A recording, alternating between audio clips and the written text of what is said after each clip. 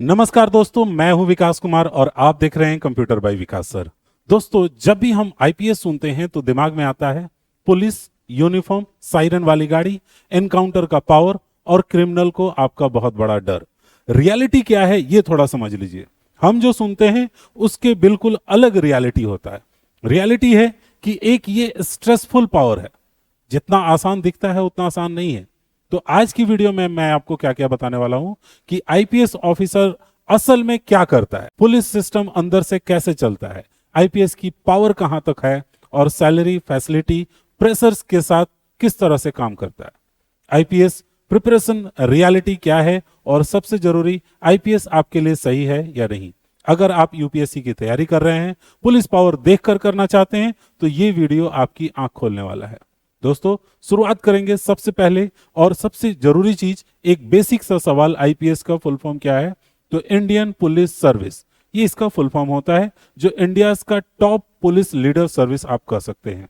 यानी इनके काम क्या क्या है? तो लॉ एंड ऑर्डर्स को मेंटेन करके रखना इंटरनली पूरी तरह से, फिर उसके बाद क्रिमिनल्स को कंट्रोल करना, पुलिस फोर्स को लीड करना, ये इनका मेन काम है। आईपीएस ऑफिसर हैंडल करता है सारी इंटरनल सिक्योरिटी को। Does not investigate every case personally, सारे केसेस खुद ही इन्वेस्टिगेट नहीं करता है, यह पूरी पुलिस सिस्टम को कंट्रोल करता है। सिंपल शब्दों में, आईपीएस ऑफिसर पुलिस का सीईओ है। जैसे कंपनी का सीईओ होता है, चीफ एग्जीक्यूटिव ऑफिसर, जो हर चीज तय करता है, हर किसी को उसका अपना काम बताता है और फिर वो अपने काम सही से करते हैं कि नहीं, उस चीज को मॉनिटर करता है। यही काम एक तरह से इंडियन पुलिस सर्विस में आईपीएस का होता है। अब आईपीएस बनने के रास्ते के बारे में बात कर लेते हैं। तो how to become an IPS? दोस्तों, एकदम सिंपल सा इसका जवाब है UPSC. UPSC civil services IPS बनने का रास्ता होता है। ठीक है, जो सेम एग्जाम है जिससे आप आईएएस बनते हैं, उसी से आप यूपीएससी में आईपीएस भी बनते हैं। सेम इंटरव्यू होता है, सेम स्ट्रगल होता है। आपकी रैंकिंग आईएएस वालों से थोड़ी कम होती है तो आप आईपीएस में जाते हैं। डिफरेंस यही चीज आता है आपका रैंक के ऊपर। टॉप रैंक वाले आईएएस बनते हैं, नेक्स्ट रैंक वाले आईपीएस बनते हैं। आईपीएस कोई बैकअप नहीं है, आईपीएस अपने आप में एक एलीट सर्विस है। दोस्तों, अब हम लोग बात करेंगे आईपीएस के ट्रेनिंग और फॉर्मेशन के बारे में कि किस तरह से पूरा का पूरा आपका प्रोसेस चलता है। तो सबसे पहले नंबर, आईपीएस बनने के लिए सीधा एसपी नहीं बनते हैं, ट्रेनिंग होती है। ठीक है, एसबीपीएनपीए हैदराबाद, यानी सरदार वल्लभ भाई पटेल नेशनल पुलिस एकेडमी, जो ट्रेनिंग देता है, ट्रेनिंग सिखाता है और तैयार करता है हर साल सैकड़ों की संख्या में आईपीएस ऑफिसर्स को। तो उन लोगों को यहां पर लेकर लाया जाता है और लॉ, जिसमें आईपीसी, सीआरपीसी, एविडेंस एक्ट, इन सब के बारे में उनको अच्छे से पढ़ाया जाता है। वेपन को कैसे हैंडल किया जाता है, यानी वेपन चलाना और उसकी पूरी प्रॉपर ट्रेनिंग वहां पर की जाती है। क्राउड को कंट्रोल करना सिखाया जाता है। अचानक से भीड़ हो गई, कोई मॉब है, उसको कैसे आप कंट्रोल करेंगे। काउंटर टेररिज्म और फिजिकल एंड मेंटल टफनेस की ट्रेनिंग दी जाती है। इसके बाद से यहां से स्टूडेंट पुलिस लीडर बनना शुरू करता है, मतलब बनता है। अब हम लोग बात करते हैं आईपीएस की पोस्टिंग, करियर पथ, ये क्या होता है। तो दोस्तों, आईपीएस का पोस्टिंग जो है वो शुरुआत होता है रियल जर्नी एएसपी, यानी असिस्टेंट सुपरिटेंडेंट ऑफ पुलिस से, जो कि ग्राउंड की पोस्टिंग होती है। फील्ड एक्सपोजर मिलता है आपको, रियल क्राइम हैंडल करने को मिलता है।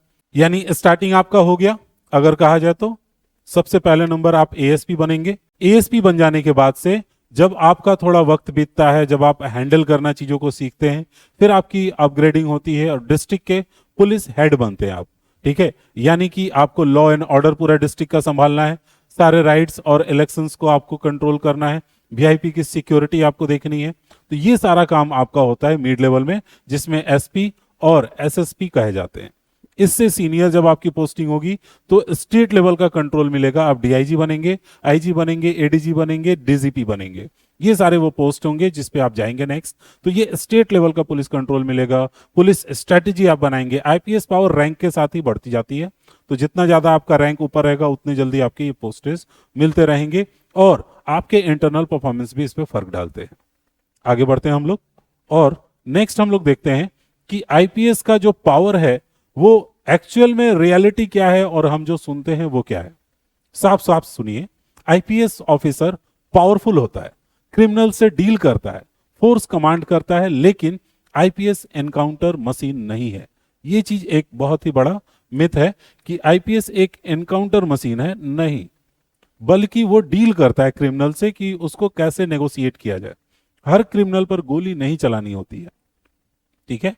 और नॉट फ्री डिसीजन, अपने आप हर डिसीजन फ्रीली नहीं ले सकते, ये चीज आपको ध्यान रखना होगा। आईपीएस को भी लॉ फॉलो करना पड़ता है, कोर्ट को जवाब देना पड़ता है, पॉलिटिकल प्रेशर को भी झेलना पड़ता है, यानी पावर प्लस अकाउंटेबिलिटी का नाम है आईपीएस। अब हम लोग बात करेंगे कि आईपीएस बनने के बाद आपको किस तरह की सैलरी और पेमेंट मिलेगा। तो मोस्टली लॉ को जो फॉलो करते हैं वो आईपीएस में ज्यादा ऊपर तक जाते हैं, नहीं तो आपका भी वर्दी दागदार हो सकता है अगर आप सही से लॉ को नहीं फॉलो कर रहे हैं तो। दोस्तों, सैलरी और फैसिलिटीज की बात कर ले तो मेन सबसे बड़ा जो ऑरा दिखाया जाता है आईपीएस का वो यही फैसिलिटीज है, जिसमें अगर सैलरी की बात करें तो वो तो बहुत ही मिनिमम रहता है, बहुत ही कम रहता है, बट अलावेंसेज आपके बहुत ज्यादा फैसिलिटीज को बढ़ा देते हैं। जैसे स्टार्टिंग सैलरी जो होगी बेसिक वो होगी 56,100 के करीब में, और उसमें इन हैंड आपको और भी अलावेंसेस जोड़कर 80,000 से 1 लाख के करीब में मिलेगा। उसके बाद आपको रहने के लिए एक पूरा बंगलो रहेगा, आपके साथ दर्जनों लोग काम करेंगे जो आपको कंटिन्यूअसली असिस्ट करते रहेंगे, और उनके थ्रू आप रूल करेंगे एक पूरे के पूरे डिस्ट्रिक्ट के ऊपर, ठीक है। ऑफिशियल व्हीकल, गवर्नमेंट का रेसिडेंस, सिक्योरिटी स्टाफ, ये सब फैसिलिटीज आपको मिलती है, और एक प्रॉपर आपका, इसको आजकल की भाषा में हम लोग क्या बोलते हैं, ऑरा रहता है।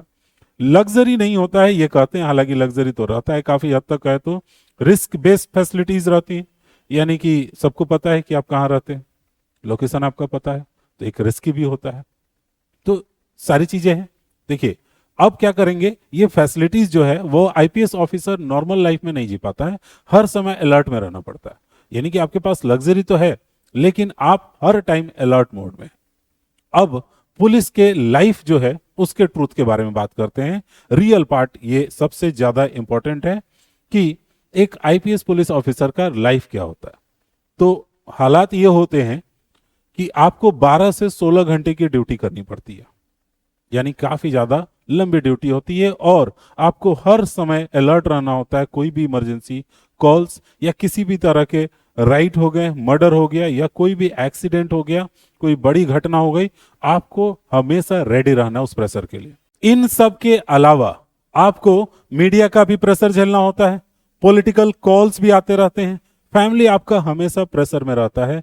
यानी आईपीएस ऑफिसर की फैमिली का एक बहुत ही बड़ा टेंशन रहता है, क्योंकि ये जॉब ही इसी तरह का। आईपीएस यूनिफॉर्म सम्मान देता है लेकिन आराम नहीं देता है, ये चीज आपको कंफर्म रहना पड़ेगा। दोस्तों, एक ही 24/7 आप कह सकते हैं कि ये जॉब है। अब बात करते हैं कि आईपीएस प्रिपरेशन कैसे करेंगे। तो सिर्फ फिजिकल की कहानी नहीं है कि आप फिजिकली बहुत फिट होने चाहिए, खूब ट्रेनिंग होना चाहिए। सिर्फ करंट अफेयर्स भी पढ़ लेने से आपका नहीं लगने वाला है। तो इसके लिए पूरी प्रॉपर यूपीएससी की जो तैयारी होती है, सेम सिलेबस होगा जो यूपीएससी में आप आईएएस बनने के लिए देखते हैं, वही सेम आंसर राइटिंग कैपेसिटी होनी चाहिए, सेम इंटरव्यू का प्रेशर होगा। वो सारी चीजें जो यूपीएससी में आप आईएएस बनने के लिए देखते हैं, वो सारी चीजें इसमें भी आपको आती है। तो आईएएस लेवल का प्रिपरेशन करिएगा। आपकी रैंकिंग थोड़ी कम रहती है तो आप यूपीएससी में आईपीएस बनते हैं, और ये सर्विस बहुत ज्यादा डिफरेंट नहीं है। बस इसका काम होता है एक आईपीएस ऑफिसर का कि उसे आपके एरिया में पुलिस का सारा कंट्रोल देखना है, और आईएएस का काम हो जाता है कि उसे पूरे के पूरे जिले के हर एडमिनिस्ट्रेशन से लेकर हर तरह की चीजों को कंट्रोल करना है। आईएएस का वीडियो मैंने ऑलरेडी बना करके डाला हुआ है, उसके बारे में पूरा डिटेल अगर आप जानना चाहते हैं तो आप वीडियो चेक कर सकते हैं, आईएएस कैसे बने, ऑलरेडी मैंने अपलोड कर दिया हुआ है। तो आप यहां तक समझ गए होंगे, डिफरेंट सिर्फ पोस्टिंग का है, एग्जाम वही है। अगर आईएएस लेवल की तैयारी नहीं करेंगे तो आईपीएस भी नहीं मिलेगा। आईपीएस आपके लिए है या नहीं, अब इस चीज को हम लोग एक ऐसे सवाल में जाते हैं जिससे कि आप खुद से इवेलुएट कर सकते हैं, और खुद से ईमानदारी से पूछिए कि क्या आप प्रेशर झेल सकते हैं, क्या आप डेंजर एक्सेप्ट करते हैं, क्या आप यूनिफॉर्म से ज्यादा ड्यूटी को वैल्यू देते हैं, क्या आप पावर का मिसयूज नहीं करेंगे। अगर हां तो ये आईपीएस आपके लिए है। ये वो सारी चीजें हैं जो आपको करना पड़ेगा, यानी आपको हैंडल करना पड़ेगा प्रेशर, आपको डेंजर में रहने से डरना नहीं होगा, ड्यूटी आपका हैवी हो यूनिफॉर्म के ऊपर, और आप अपने पावर का मिस यूज ना करें, क्योंकि काफी पावरफुल होता है एक आईपीएस ऑफिसर। अगर आपको पीसफुल डेस्क जॉब चाहिए then it is not for you. अगर आपको फिक्स टाइमिंग का जॉब चाहिए तो ये आपके लिए नहीं है।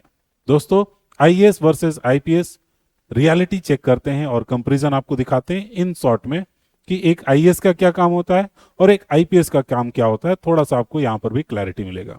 तो आईएएस के काम होता है एडमिनिस्ट्रेशन और पुलिस के डिप्लॉयमेंट को कंट्रोल करना।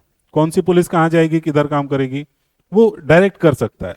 पावर लाइज इन फाइल्स, यानी जो भी पावर होगा वो फाइल में रहता है। आईपीएस पावर फील्ड में रहता है। दोनों पावरफुल है, काम अलग अलग है।